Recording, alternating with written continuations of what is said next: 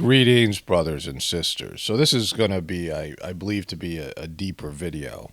At least that's my intention. I have a bunch of thoughts I've had about the spiritual nature, the deeper understanding of what's going on right now. It's a time of acceleration where everything is moving at a much faster rate. Things are happening. When I was a kid growing up, and part of it was being a kid, things move a little bit slower. As you get older, your time goes by faster. It just does. I mean, the appearance of time is the same, just your perception of it.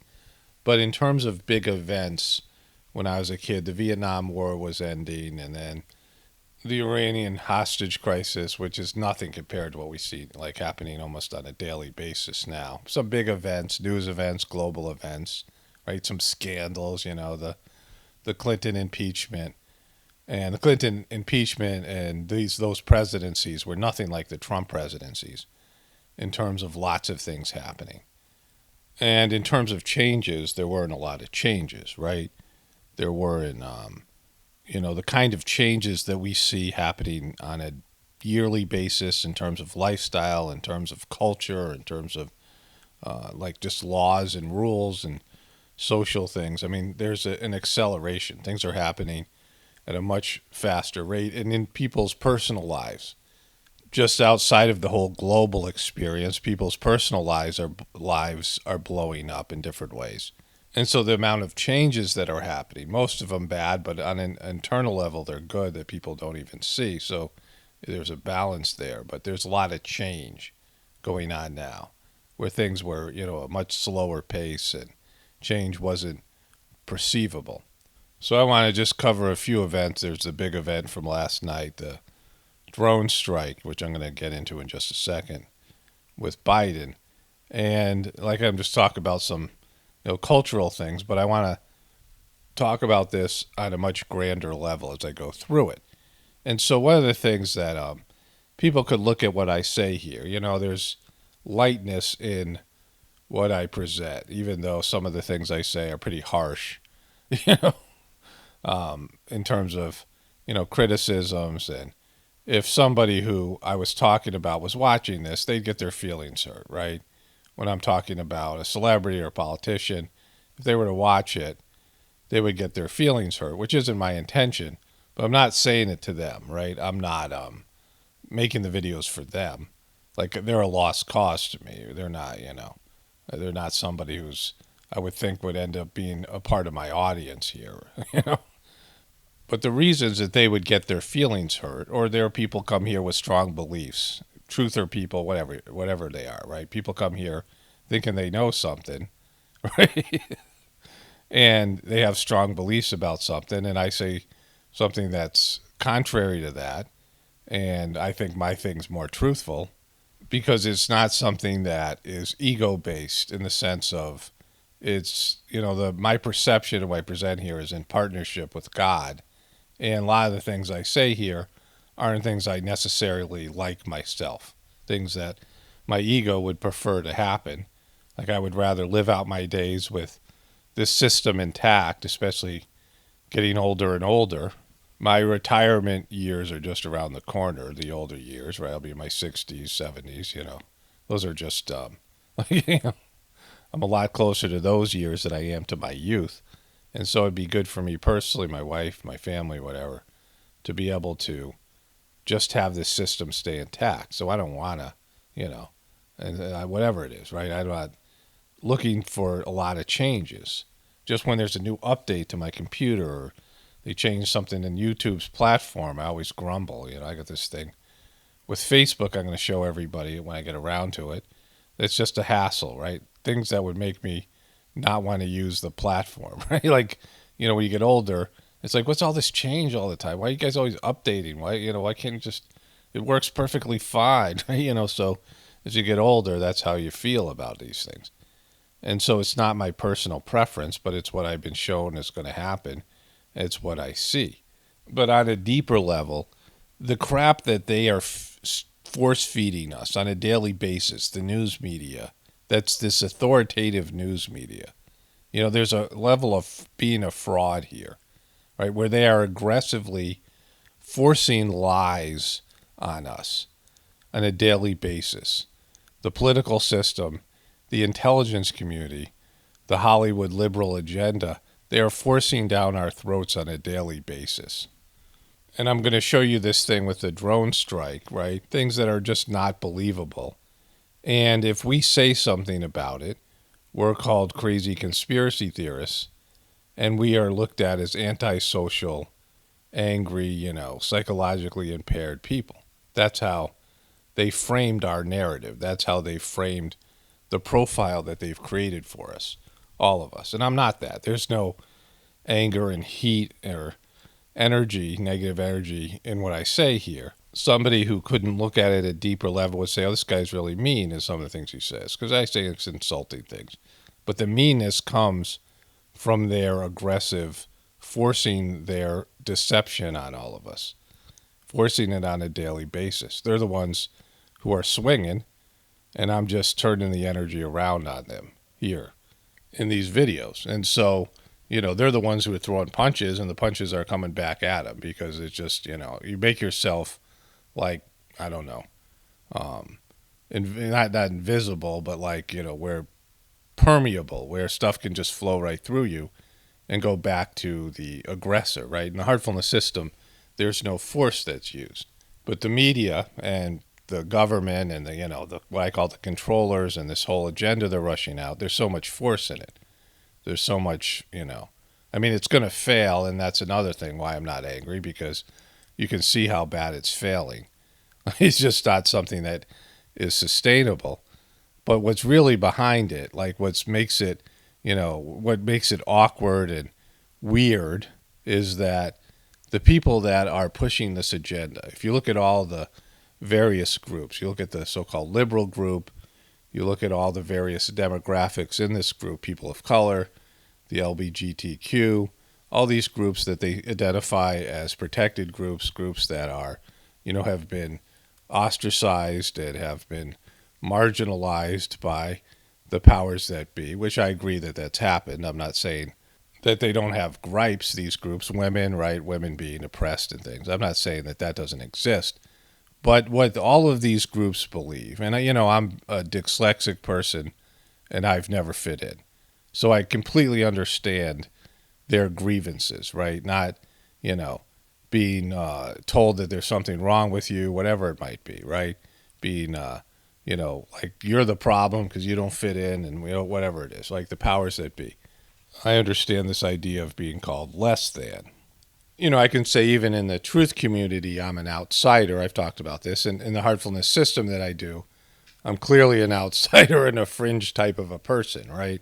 And so I understand the complaints or the, feelings of people, emotions of people who are, being disenfranchised or for years have been disenfranchised by the mainstream culture. And these various groups, their perception of the way that they've been treated is they've been oppressed, and the powers that be, the right wing, the Christian coalition, the Christian religion, and the American culture that they grew up in was forced upon them, right?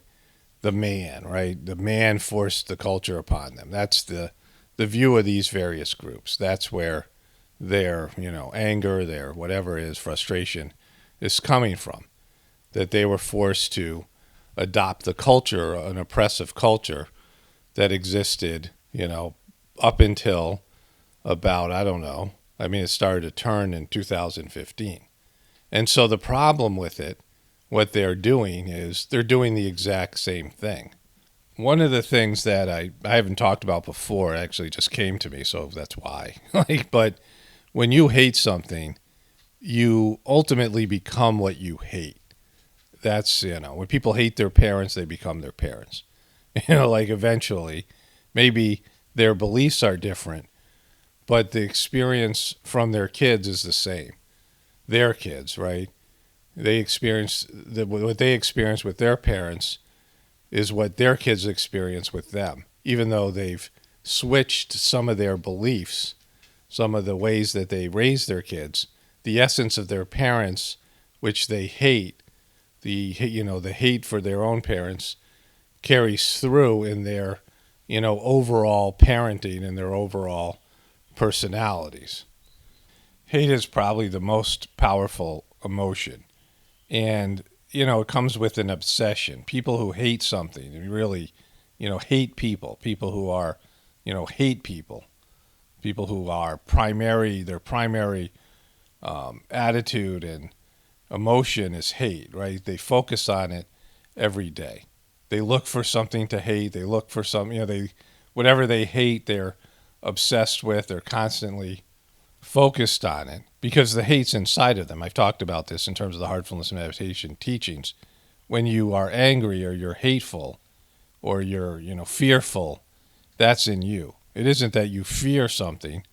It's that there's fear inside you looking for something to fear, right? There's hate inside you looking for something to hate.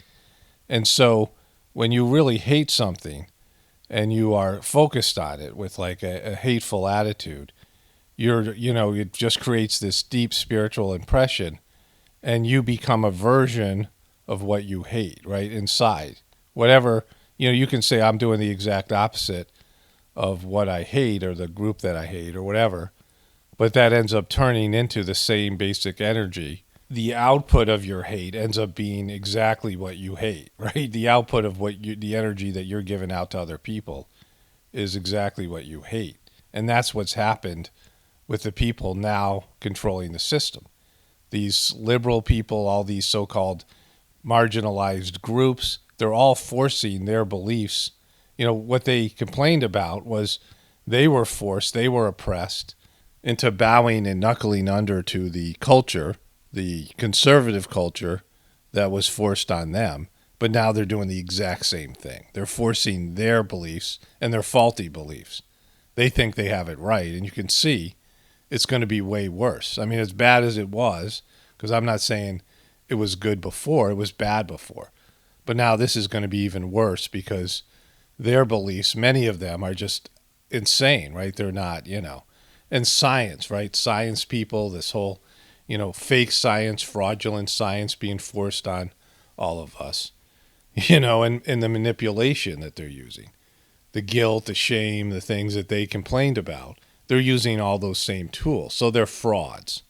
If they were successful people who were rebelling against the current culture, they wouldn't use force. They wouldn't try to force their beliefs on us. They're, on a daily basis, you feel it, that the people that now control the media, the social media, and the corporations and all of it, they are forcing their beliefs.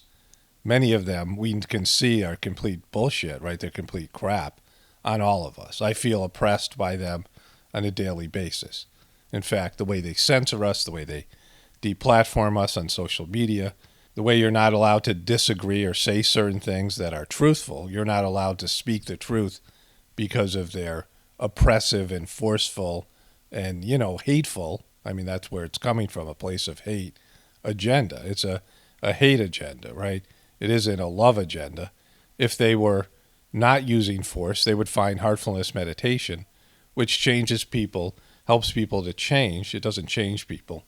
It helps you. It enables people. It accelerates people's ability to change using transmission, this yogic transmission, the forceless force, pranahuti, right? It's this divine energy, God's love, and it helps people to change without force. That's the way they would be going about it, because that's, the changes in my life that I've experienced from the heartfulness system are substantial, and they happened in the most subtle way. An example of this given by the third master of the system is how wind and water, like you look at the Grand Canyon or any of these canyons out west, or even canyons, there's canyons all over the place, and you see at the bottom of a canyon, there's a river, right? And so water has worn away the rock, in these mountainous areas. The rain has to go somewhere, and the water finds a path, and it eventually wears down the rock just like wind does. So you have hard rock that seems, something that's really solid, but it's worn away by something much softer and subtler in water and wind, air, right? Air and water wear away even the most hardened substances in a much, gentler way over time, over, thousands of years. And that's how love works. That's how love changes things. It wears away at the solidity in your system over, decades, thousands of years.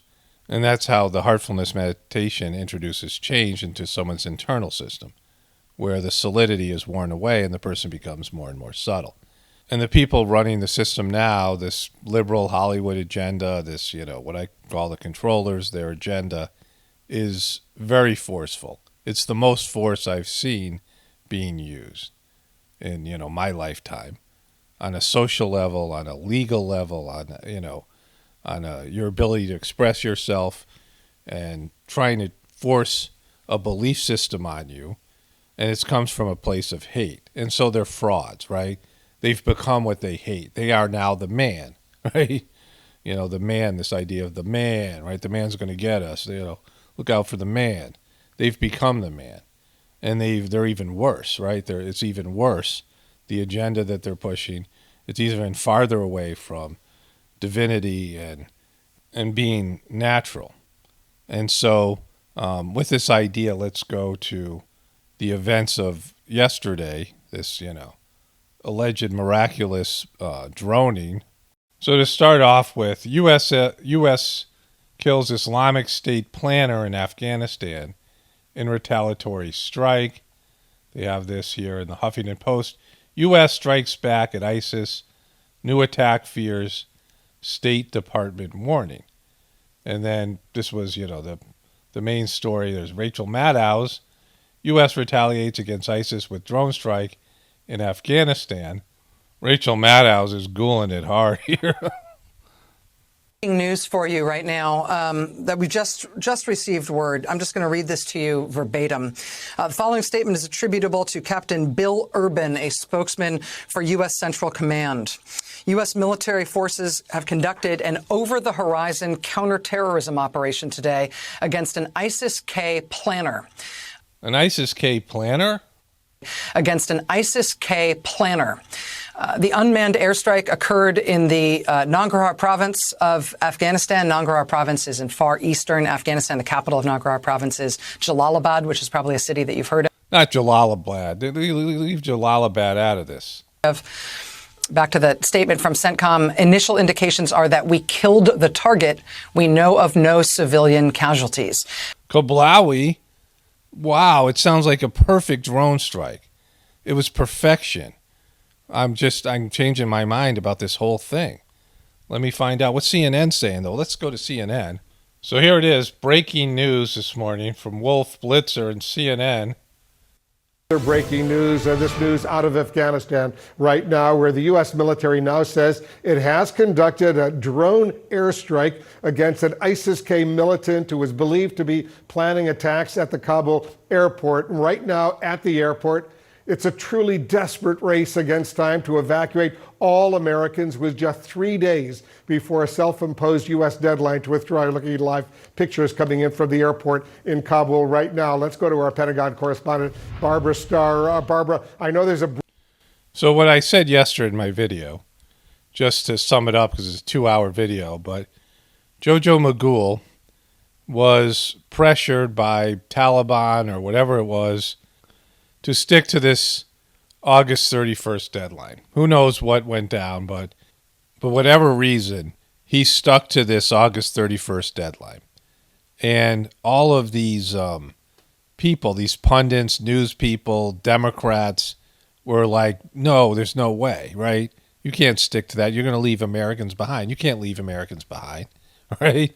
That's what everyone was saying. And he made this announcement by floating it out there, putting this announcement out.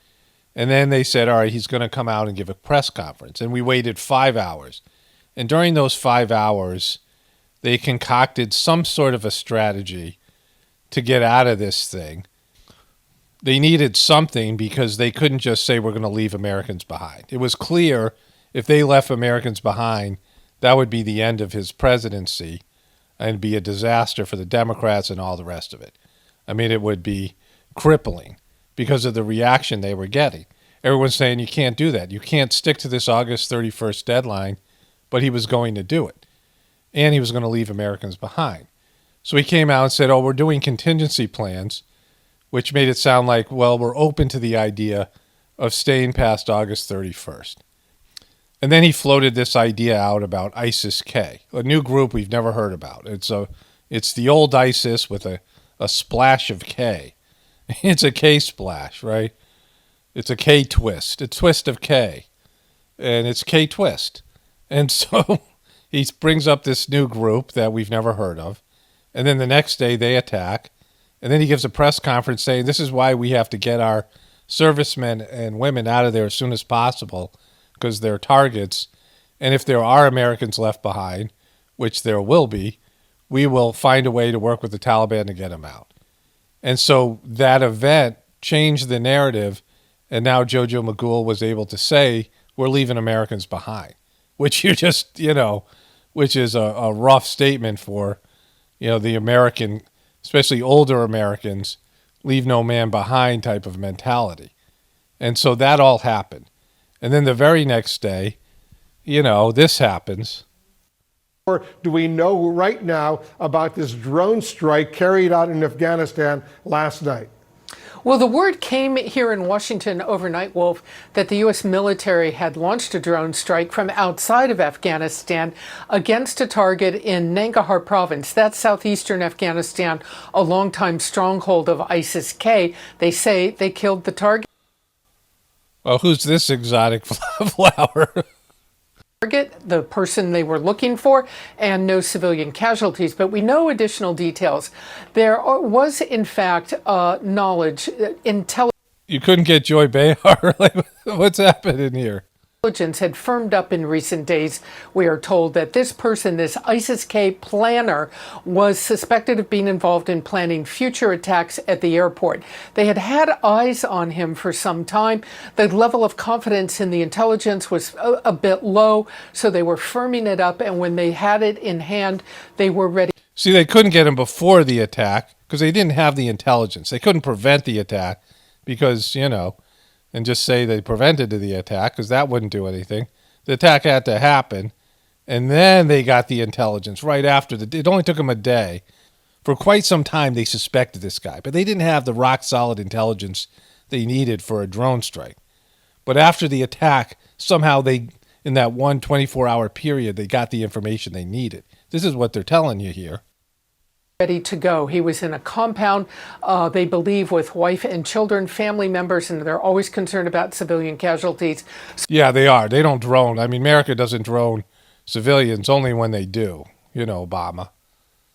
So they didn't strike until they were confident that he was clear and that they could strike free of any civilians in the immediate area. They're not calling him a senior planner, just an ISIS-K planner, potentially involved in planning future attacks. If he was a card in like a deck of cards, would he be like a jack or a 10 or a 7? He would be a king, obviously, because this guy, he's just a low-level planner. But he's got to be somewhere in that deck of cards. So what we don't know is whether he was involved in the attack against the airport, and we don't know, of course, whether he had been able to really proceed with his future planning. They do believe they interrupted it, of course. Look, the hours are ticking by at Hamid Karzai International Airport, as you say, Wolf. We are getting to the point within the coming hours we should expect, obviously, to see U.S. troops, the 5,000 or so who are there, beginning to board planes, beginning to pack up their equipment. They need to go. It is going to take them some period of time to get out of there. And I have an idea. Why don't you just leave the equipment to the Taliban, right? Like, that seems like something that might work. And it is inevitable at some point in the not too distant future, they will start that packing up and leaving process. Wolf? Yeah. Have you been briefed, Congressman, you're a key member of the Intelligence Committee, on the U.S. military drone strike that has killed this ISIS-K planner? Not on this one. We haven't received a classified briefing yet. But this is part of the over-the-horizon capability that the president was referring to the other day. They have over horizon. It's over the horizon. If there's a problem and it's over the horizon, this plan takes care of it. Anything over the horizon, we got you covered. When we went into Nangarhar province with this drone strike, we have to continue, Wolf. We have to punish and bring to account anybody who is associated with this attack, and we have to disrupt any future plots. We need something over the horizon stuff too. We got to make sure they're over the horizon, and then we can do all that. ISIS Khorasan is a common enemy of the Taliban, us, and other regional players, and so we expect their cooperation. We heard President Biden say this about the attack, the terror attack at the airport. Congressman, listen to this. For those who carried out this attack,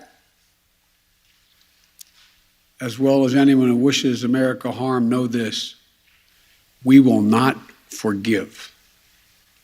We will not forget. We will hunt you down and make you pay. So I'm in the editing process, and I meant to say this yesterday, but the video got so long and I left out some important points, or the video even 2 days ago. And it's just how unfair American politicians are. And, you know, Fox News gets in on this, and CNN and MSNBC backs it, not as much as Fox. But this idea that, you know, look at how many people, Arab civilians, Muslim civilians, have died in these multiple wars created entirely by the United States. None of these countries attacked America. Whether you believe the official story or not, the official story is that none of these countries, Afghanistan didn't attack America, the Taliban didn't attack America. I mean, this is the official story. Saddam Hussein didn't attack America. You understand this. There was the war in Iraq, and that was because Saddam Hussein had weapons of mass destruction, and he might use them in some future date against Americans, so he was attacked. Afghanistan, the Taliban weren't aggressively pursuing bin Laden, and they were allowing him to stay in the country, and so Afghanistan was attacked. These were the official reasons. And then they did a regime change in Egypt that had nothing to do with anything, and then they said Gaddafi was torturing his own people, which turned out to be completely false. The British Parliament published a report saying that was false. All of these people who were in, you know, these reporters who knew Gaddafi and were in his country, you know, he gave up his weapons of mass destruction. He was allowing corporations to come in and do business in his country. In fact, he was promoting it. He took the country from the poorest country in Africa to the wealthiest, and he was on the verge of achieving 8 Millennium Development Goals, right? And so he, was by the UN Millennium Development Goals. These were things put out by the UN, and the UN ordered the attack on bogus reasons. And there's real reasons. I'm not getting into that now. But that's the official story in all of these countries. In Syria, Assad, the leader in Syria, was also supposedly mistreating his people, and ISIS had a stronghold there. And so Obama and Biden and Hillary Clinton promoted war there. And so of all these countries, not one of them attacked America. You understand this? There's over 1.2 million people dead in Iraq, most of them civilians. Think about how many people have died, right?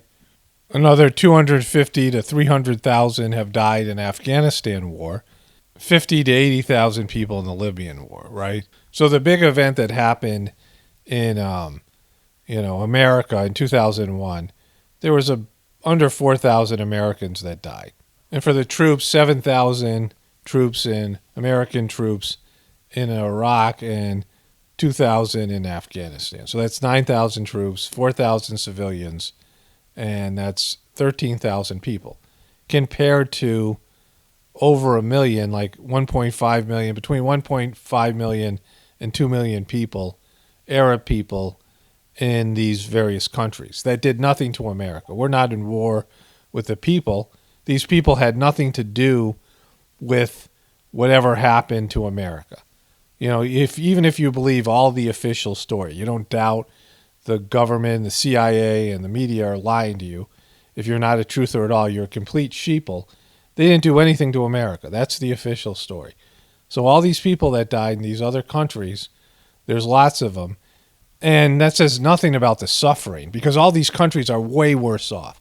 they're, these people and these American allies. I mean, think about if you were an Afghani and you made friends with the Americans and you served them and you were loyal to them, and they, you made friends with soldiers and with intelligence professionals and things like this, and they cut you loose and allow your family or you to get, killed or tortured by the Taliban or whatever it might be. Any of these people who are friends with the Americans or just random citizens that don't have the infrastructure because it's been destroyed by war, and now these countries are run by thug rule. They're way worse off, all these people.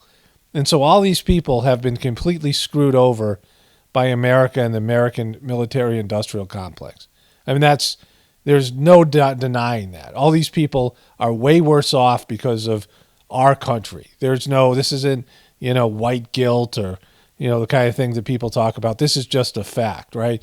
America went over and fucked over these countries, all of them, time and time again. I mean, even Lord Ingram said, after we screw over in one of these countries, we mess up one of these countries. That doesn't mean that people get to come over and live here, right? Fox's News is Laura Ingraham, the heartless hag that she is, right? And so for Joe Biden, I'm going to repeat this thing, for him to come out and say, anybody who wants to do America harm, well, there's lots of people who have a right and a right to be angry and even hateful, even though I say hate is a horrible thing. It's, it hurts you.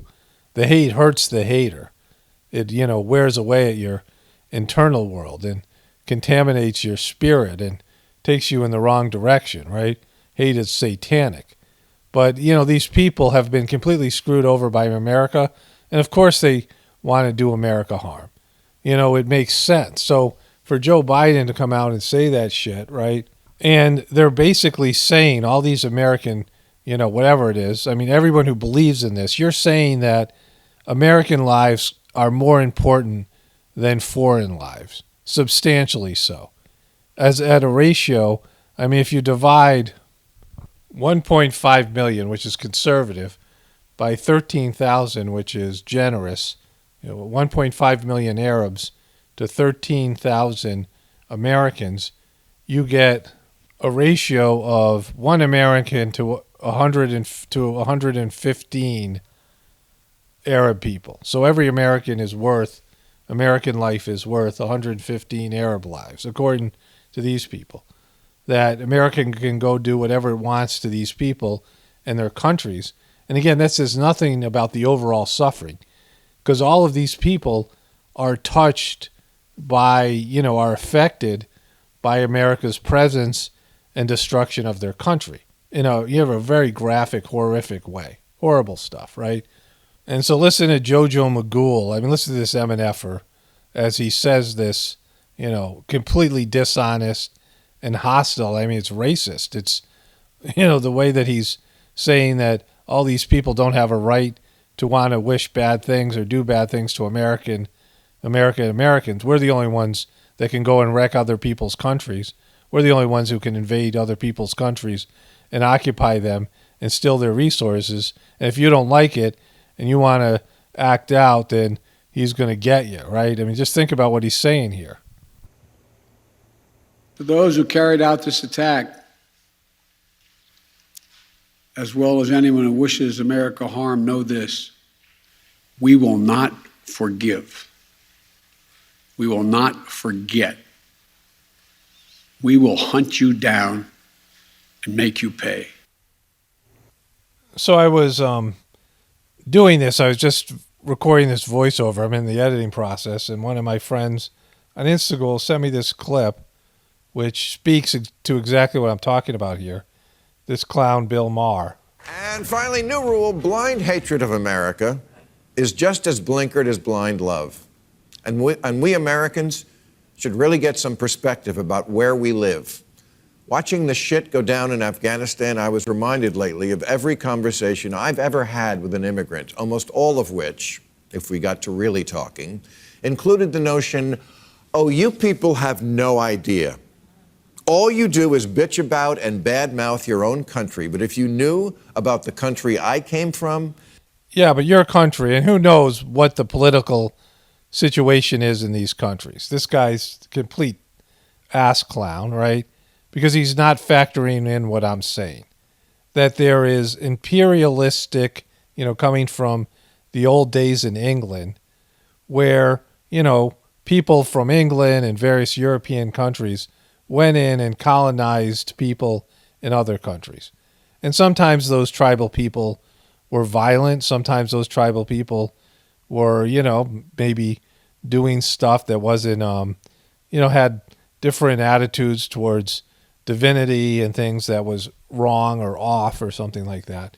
But for the most part, they were doing well and living harmoniously. Most of these tribal people, they were warlike, and some of them kept slaves. I mean, there weren't, there were slaves in Africa, and there were slaves in America and these Middle Eastern countries. And so all these tribal people had their own issues, but they were surviving. They were thriving. They weren't at risk of going extinct.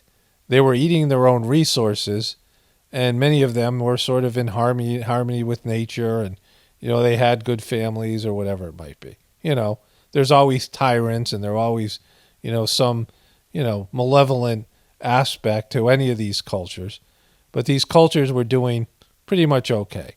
But the European powers went about colonizing these various places around the world, which had a negative impact and influence on these people, because the European powers started to loot these countries and these people of their resources. And so when people say, yeah, you don't have it so bad in America, of course we don't. We're the bullies, right? Our government, our military, our corporations, our currency bullies other countries, right? And he's not taking that into consideration, that these people aren't, bad people. I mean, they are just as bad as we are. They just don't have the power. And I'm not saying they would be better. Like if they were given the power America has, pretty much every one of these countries, that's the point of this video, would end up being just as evil, an evil empire, maybe even worse. My point of my video here is that all these people that are claiming to be oppressed, they also have, and who are being oppressed, also, have these issues with power and things, power dynamics even on a lower level. And if they were given the power that the American empire has, they would be the same way. That's just how it is, right? That's the problem with the Kali Yuga and a system that has haves and have-nots. You'd stop shitting on your own. Now, right? I have never been a rah-rah America type, and in fact have often made fun of Republicans in the past for being overly sentimental, because they're the ones who tear up at military flyovers and get a boner when the governor of South Dakota rides into a biker rally dressed like a painting of Teddy Roosevelt. But liberals, as usual in this era, have now gone too far in the other direction. They under-romanticize America. They have no perspective. Last week, the Taliban murdered a comedian. A thing like that hits a little close to home for me. I've had two... It's all about you. He can identify with this, right? He'd be like, hey, I want to have to be. This is about me. What about you, Bill? Presidents up my ass. This one warned me to stop speaking my mind. And this one sued me over a joke. I'm sorry your professor said something you didn't like. That won't be a problem with the Taliban because you're not allowed to go to school. And I'm sure everyone who just clapped is thinking the same thing. Yes, someone who isn't me should definitely do that.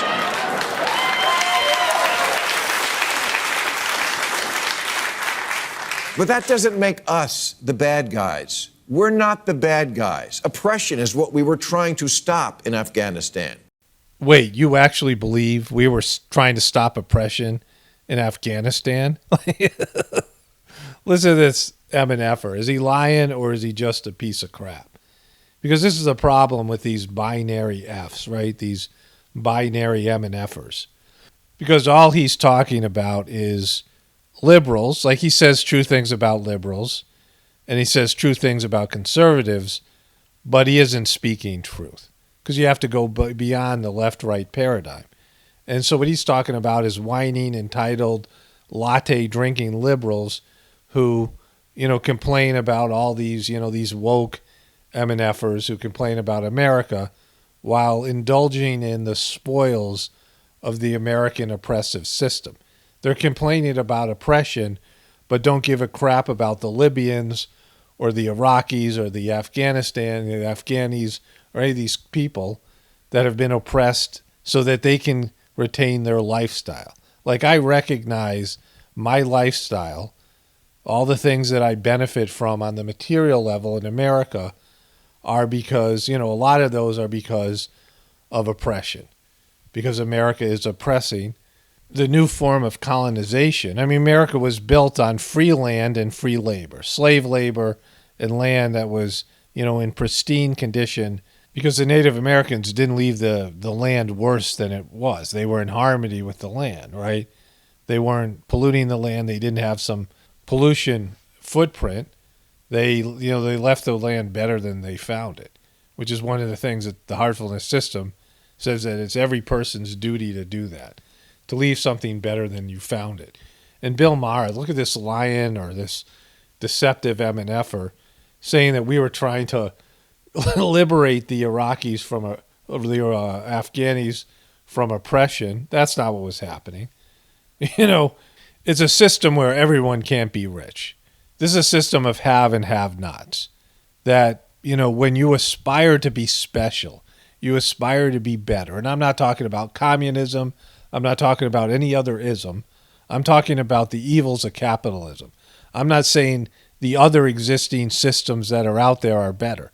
I'm not saying that, there's something great out there that people aren't, there's some better system that if we gave it a try, it would work. It would, because people suck. We're selfish and we're entitled and we're disconnected from God.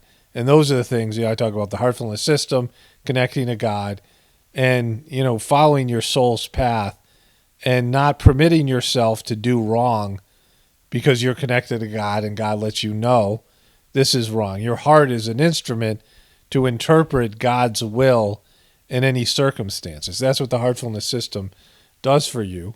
I mean, might take a series of lifetimes before you've perfected it, but at least you're going to get better. Like, I've gotten better at, understanding what God wants me to do, what my soul's path is. And that's that's the solution. That's what people need to do collectively, not by force. They have to choose it. That's another important thing here. But the system that we have now, the capitalist system, is a have and have not system. People want to be rich, and if somebody's rich, the only way you can say a person is rich if other people are poor. And our country is rich, and other countries are poor, and we're eating their resources. And we have a system that's, that's gamed, that's rigged in our favor, so we remain rich and they remain poor. And you have rich people in our system who have, Americans who are lots of poor Americans, still richer than other countries have better lifestyle, but still it's a rigged system where there are poor people in America who have a better opportunity to become rich in America than in other countries, but still the system's rigged against them, right? So it is a rigged system, and everyone should know that. And, America's an empire, and we don't want every other country to have the same sort of lifestyle as America and the same value of their currency. I mean, it's just, so obvious, right? I mean, you just got to go beyond the left-right paradigm. So I got off on a little bit of a tangent here, but let's get back to the initial video. For those who carried out this attack, as well as anyone who wishes America harm, know this: we will not forgive. We will not forget. We will hunt you down and make you pay. And yesterday, the White House press secretary went one step further and said the U.S. will remove these people from the face of the earth. In other words, kill them. Do you expect more airstrikes along these lines? And do you want the U.S. military to go out there and kill these terrorist planners? Yes, he does. He's going to say yes here. Yes, we need to neutralize them. Come on, say kill. It's not neutralize. It's kill. You're killing them, right? You're not neutralizing them. You're killing them. Like, just say what it is. This is from Fox News. Alert and a live look at Kabul. The Biden administration warning the city will likely see another terror attack before U.S. troops leave on Tuesday. The warning comes as the U.S. launches a drone strike on the ISIS-K planner, believed to be behind Thursday's bombings that killed 13 U.S. service members. Doug Luzader joins us live with more as the U.S. tells Americans to stay away from Kabul airport and the ongoing threats. Doug? Good morning. Well, the president promised to take action at some point in response to the attacks in Kabul. And he did take action, not even 24 hours later. I'm changing my whole opinion about this. Look at this miraculous drone strike. Kabul that left 13 U.S. service members dead. This appears to be part of that effort. This was a drone strike near the border with Pakistan, targeting an individual referred to as an Islamic State planner who was in the midst of preparing for future attacks. Now, the details are... He was already planning. They know he had plans. He had future attacks right in front of him on his iPad, and they got him. Are still somewhat scarce on this, and it's not clear if this person was involved in this week's bombing, but a U.S. Of course he was. I bet he was. I'm 100% willing to bet he was. official says this individual was hit while in a vehicle with an associate, and this follows some tough words from the administration yesterday. When the president says, we will hunt you down and make you pay, what does that look like? Is he going to order a mission to kill the people I bet he is responsible, or would he be satisfied if they are captured and brought to trial? I think he made clear yesterday that he does not want them to live on the earth anymore. Exactly. He's going to get them guys. He got them, and he got them within 24 hours. He's that efficient. We know this guy. He's just gets it. He's a get-done guy. So here it is. It's Islamic State planner killed in drone strike, and there were no casualties. No civilian casualties. All the civilians were kept safe. Think about this wonderful drone strike. This miraculous Hail Mary drone strike. It's a miracle. They got just the planner. So think about how we've all been wrong this whole time about this JoJo Magoo and his capabilities as president. I mean, he's, had this debacle of a withdrawal from Afghanistan that was poor planned. And they somehow didn't figure out over years of watching these guys, these Afghani soldiers who couldn't do jumping jacks, and they were shooting at their American teammates when they were going on joint missions 24 times. When JoJo was vice president, he said in a debate there had been 24 incidents of blue on green shooting where the Afghani troops were shooting at the American teammates, right? And that if they didn't knock it off, they were going to stop going on joint missions together. That everyone knew the Afghan government and the army that was basically a puppet government forced on them by the American occupiers was going to collapse. But somehow they didn't figure any of that stuff out. It collapsed in record time. They said, how could we have known? They didn't know, they can't even find American citizens in Afghanistan. They don't know where the American citizens are. But somehow, after introducing ISIS-K in a press conference 2 days ago, the very next day, this new group we've just heard about, this new character that they roll out, attacks Americans in, Afghanistan. And somehow this makes JoJo more credible, even though it's another failure on his part. And he tries to talk tough with with this new ISIS-K that's now somehow America's enemy that we just heard about. And within 24 hours, even though they can't find, American citizens in Kabul that are close to the airport, they somehow track this guy down, showing levels of competence that they're not showing in the evacuation.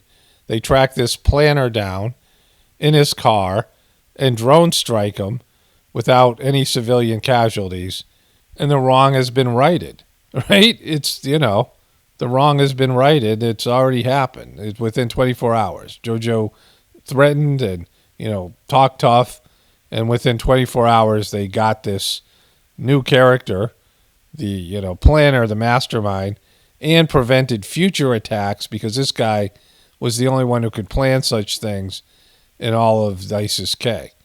America wins, right? We won. We got him. Yay, we got him. America wins. JoJo Magoo kicks ass. Magoo's an ass kicker. He kicks some ass right there. Well, first he comes in and says, hey, there's this group that you haven't heard of, and they're out to get us. And the very next day, out of nowhere, they do. And then a day later, he gets the guy who plans it, and it's all great, and it changes the narrative. He's not some bumbling fool. He's not some idiot. He's not some guy with dementia. And America isn't some dying militaristic empire that's limping out of a 20-year war and handing over billions of dollars of weapons to a group that JoJo Magoo and George W. Bush said had to be taken out for America to be safe because they harbor, bad actors like this guy who just got droned. And, it's not, none of those things are true. In fact, everyone, let's celebrate. We got him. We got it. We got the guy. We got him. And so this is like something out of a bad B movie. Like JoJo Magoo, I watched his candidacy, right? The guy was walking off stage. He was, bumbling. He couldn't, he was the worst one when they were debating. He was looking lost and clueless. The other contestants for the presidential nomination for the Democrats were all laughing at him. Kamala was laughing at him, right? Cory Booker was laughing at him. Like the guy was just lost. He was running a horrible campaign. One thing that he did was he had something called the No Malarkey Tour, where he was, No Malarkey was a saying, that was out of touch when I grew up. It's what old people said when I grew up, right? When I was a kid, I'm 50s, right? I'm in my 50s. I grew up in the 60s and 70s. If someone said malarkey, like malarkey wasn't cool, right? And JoJo Magoo is using the No Malarkey Tour when he was supposed to be targeting young voters, right? That's after South Carolina, they got rid of the whole No Malarkey Tour, and the guy was falling apart. He lost the first 5 primaries. He came in on the first 2 primaries in Iowa and Iowa caucus and the New Hampshire primary. He lost substantially. He was 4th and 5th, even though he had been the front runner because of his name recognition, and he was the most, he was the most traditional sort of politician. People knew who Biden was, and he was running at 20%, but he never was really above 20% of Democrats. So that's about 10% of the whole nation. Like he only had 10% approval. No one really liked the guy, and he's been a complete bumbling idiot for years, right? Like everyone knows that. People know about Magoo. They know that the guy's a complete tool. Like even CNN did a hit piece on him, talking to him about it being a liar, a groper, a snoozler, a gaffe magnet. They opened up the CNN report with JoJo's gaffes. I've showed you that so many times. In 2015, they knew that JoJo was a joke. He was a joke as vice president. He was, not considered a competent, a superstar politician. He was just one of those guys that's a career politician. He hangs around. And he was a perfect vice president because he's like the Ed McMahon to Obama, the sidekick. And so the guy's a complete disaster. He's just been, he's clumsy and he's stupid. He says stupid stuff. He's just a walking gaffe. And, that was evident when the Afghanistan withdrawal was falling apart. So they had to do something. And this is what I'm talking about in the introduction, because I can see it. I think most of you can see it. I think there's lots of people in the country that can see it. Probably at least a third of the country is looking at what we're seeing now and saying, this is bullshit. Come on. This is complete fabrication.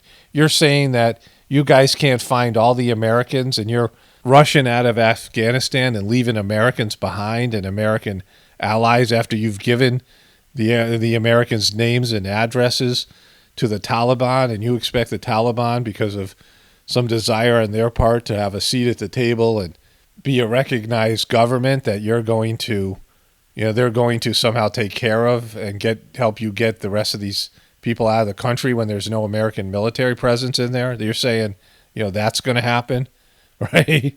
And, you found this ISIS-K planner. Like we heard about ISIS-K on Wednesday. They attacked on Thursday.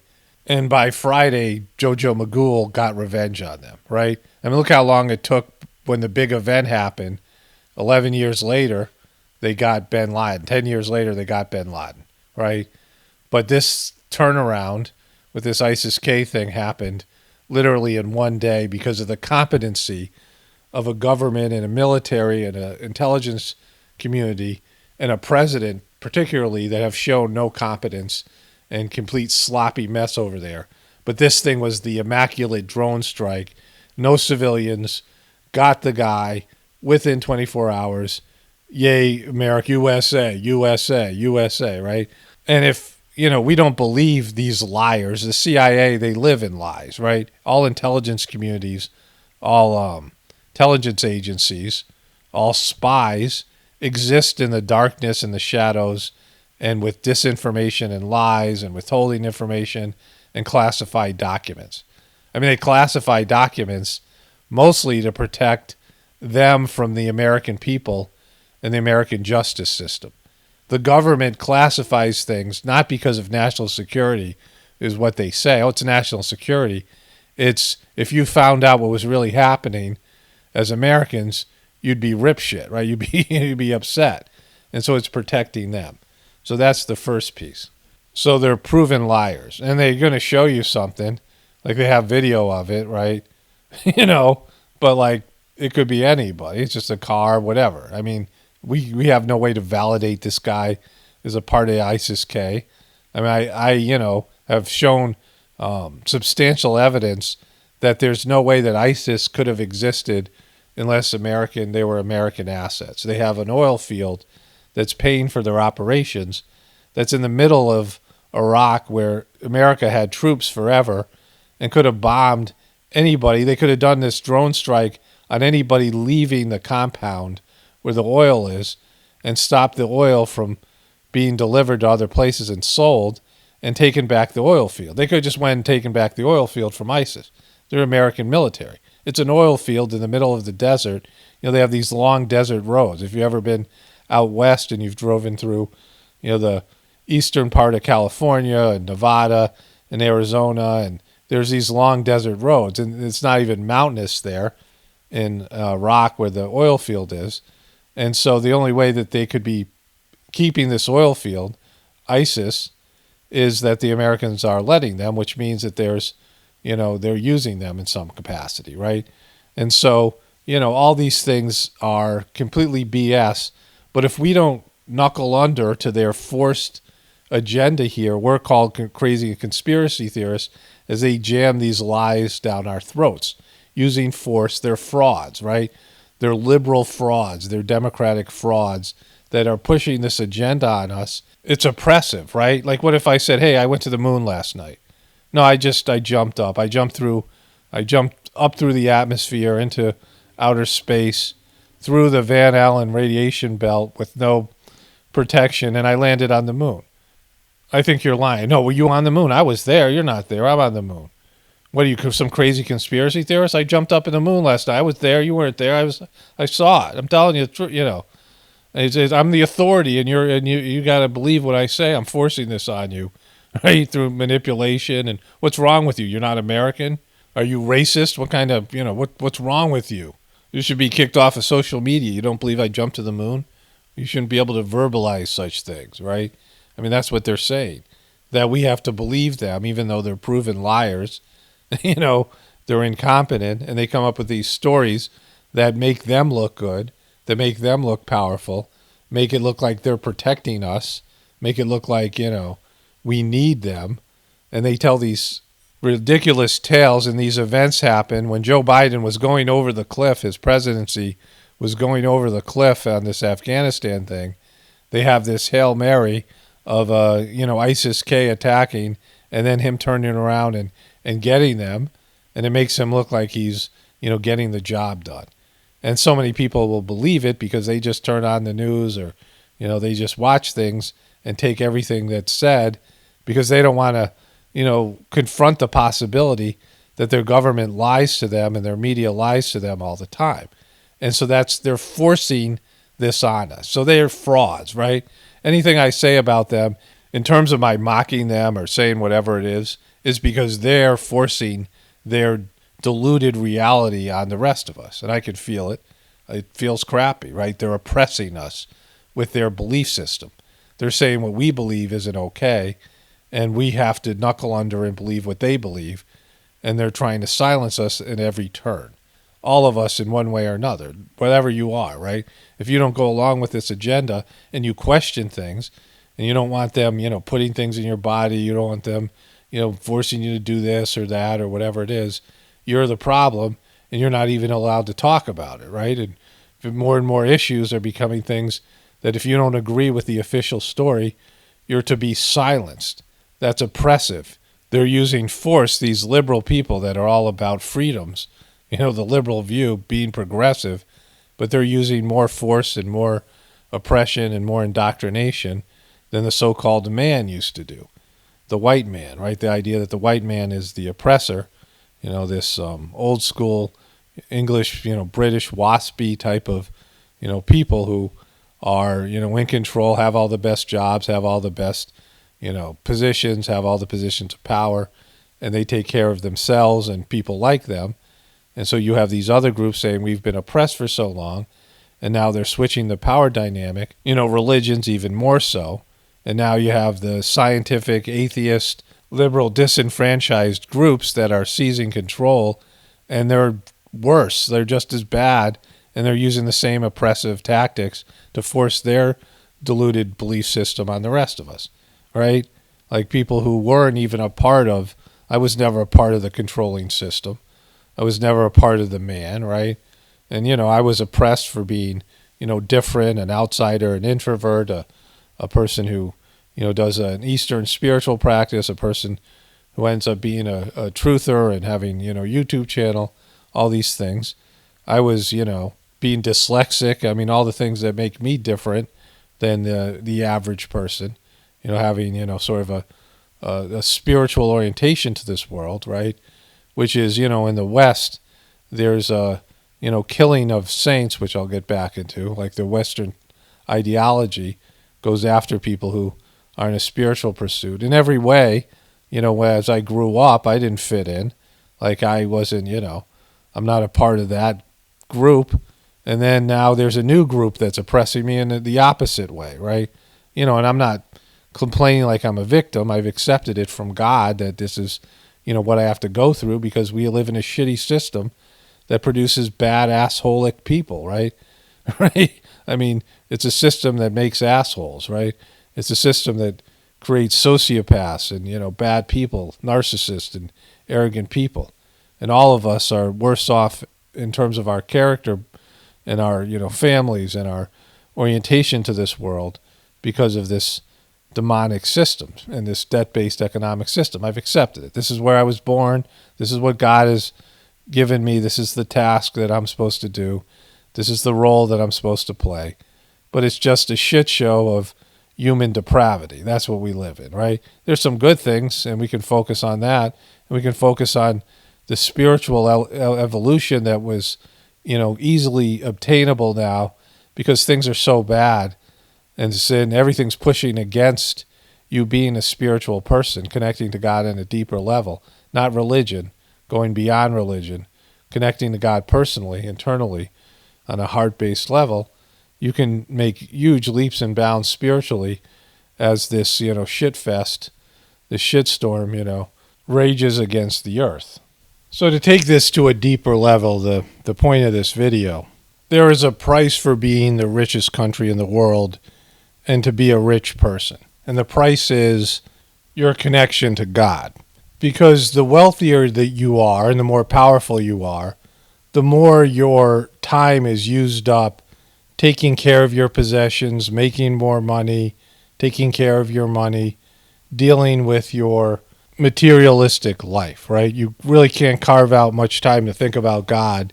Your whole life is pulling you towards the materialistic aspect of your existence, your material wing.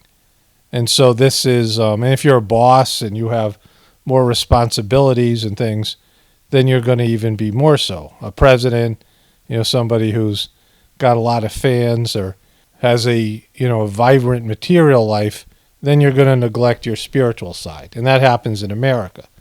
There's a story Master Chargy used to tell, sort of a famous joke. And there's a bunch of people waiting to get into heaven. The souls are all waiting to get into heaven at the gates of heaven. And this limousine pulls up, and this rich person gets out and bypasses the whole line and goes up to the front. And there's this dude in the back, and he's like rip shit, right? He's pissed.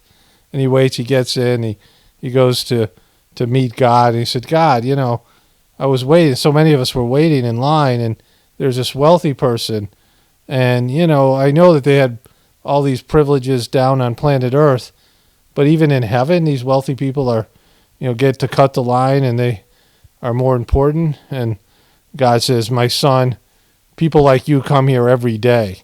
Someone like that comes 1 out of 1,000,000. Somebody wealthy is 1 in 1,000,000 shot of getting into heaven. So, there's this aspect of wealth is, you can have material wealth, but you're going to have spiritual deprivation.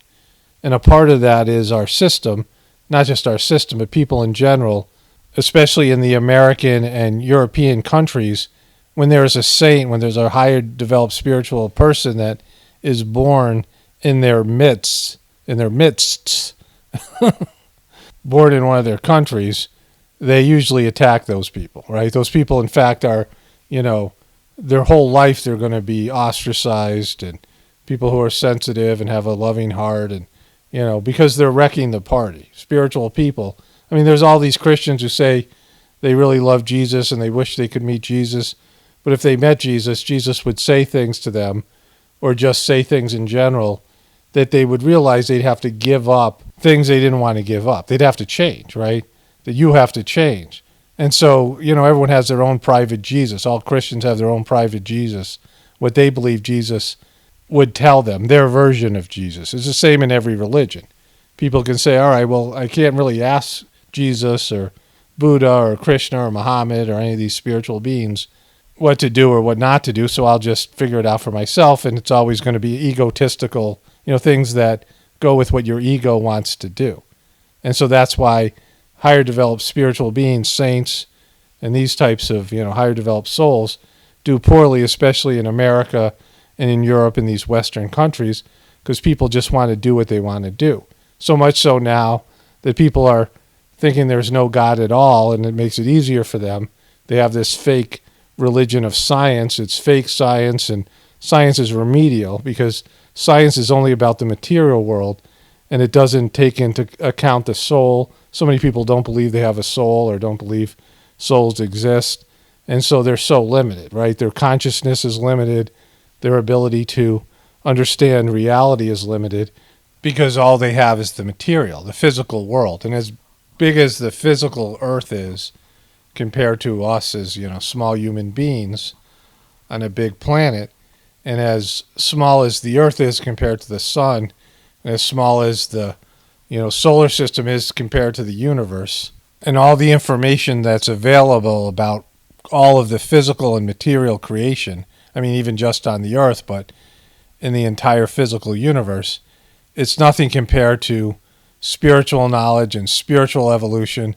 As great as you can become as a person, as skilled, as smart as you can become, a person functioning at 100% capacity, because human beings are only using a fraction of our capacity on a mental level, on a physical level. And so there's a huge gap to what we are now and what we could become in terms of our minds and our bodies and our physical potential.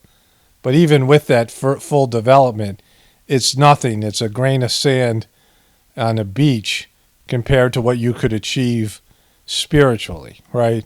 The spiritual aspect, the soul, the eternal soul that that creates and manifests your physical body is so much more vast and has so much more potential than your material reality. And so we suffer spiritually, and the reason that we come down here, our souls come down here, is for spiritual evolution. And so, there's a price to pay for being an American or being a wealthy person. And there's wealthy people that can achieve spiritual evolution, right? But it's harder. It's just harder. And so understanding that, like people say, oh, like look at America, whatever, right? Look at what America's doing to these other countries. But the people in those other countries are often, more family oriented, and they have a better relationship with God and all these other things. Even if they're not as smart or not as technologically evolved or as sophisticated, their simplicity and their naturalness is far superior in terms of their spiritual evolution. There's a purity there, an innocence. And so the problem that we have that I was talking about in the beginning of the video, that all these disenfranchised groups, women and people of color and people on the LGBT spectrum and all these liberal people who have felt oppressed by the conservatives and the Republicans and the right wing and the warmongers and, everything that America is, they also want material power. They're not spiritual in any way, shape, or form, and they're looking to use force. Now that they have power, you see that they are just trying to force their ideology and their beliefs on other people, which we know doesn't work. Force always creates a counterforce, and it always backfires and it always fails. Like I was saying about the canyons, that the water and the wind wear them away after, centuries, after thousands of years. And that's how love works. That's how love arose great empires and great civilizations that always are doomed to fail, just like America. Because so many people in America are desperate. Their souls are desperate for some sort of spiritual love, connection to God, and, to free themselves of their overbearing narcissistic egos, right? And so this is why America has to go, and this whole orientation to this world has to be erased because it's taken us in the wrong direction. It's becoming more and more obvious to pretty much everyone, but, everybody has their addictions and the things that they can't bear to think they won't be able to have anymore when the system collapses, right? Going back to some sort of like a Neanderthal caveman type of existence with no technology and, no electricity and all these things, no moving vehicles and having to grow your own food. I mean, just the chaos that would ensue as a weakened, entitled, mentally ill population struggles to survive without the system that they're 100% dependent on.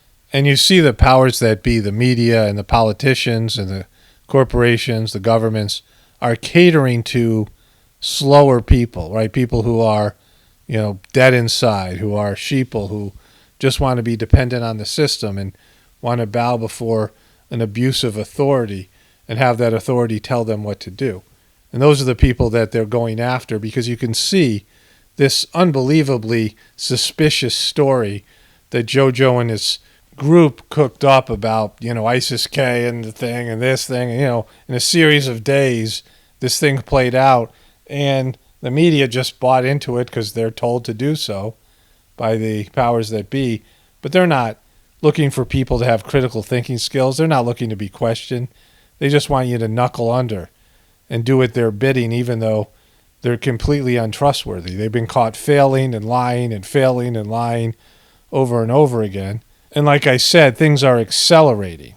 Like in your own life, you can see it. People's lives are falling apart. There's just too much shit rushing at you all the time. Not just on a national level, but on a personal level. Things are being stirred up and going quickly, and the lies are getting exposed. It's harder for them to keep the lies intact because they get exposed so easily, not just because of the internet and the so-called truth community, because the forces of change are bringing everything to the surface, and the people that control the system can't hide the truth, right? And so, there's one option as far as I can tell, and I say it over and over again, it's connect to God on a deeper level, because no matter how this change plays out, having a deeper connection to God and developing your heart as an instrument to sort of guide you through your life by finding your spiritual path and your soul's path and what God can communicate to you, by developing your heart as an instrument for connecting to God and to understand, you feel your way through life. You feel the direction that God is pulling you through this vacuum, this like magnetic connection between your heart and God's heart, guiding you through the chaos and the abyss. Only spirituality will save this world. It's Paul Romano. Definitely reporting from the Apocalypse and the Ascension. Everyone have a blessed day and be grateful.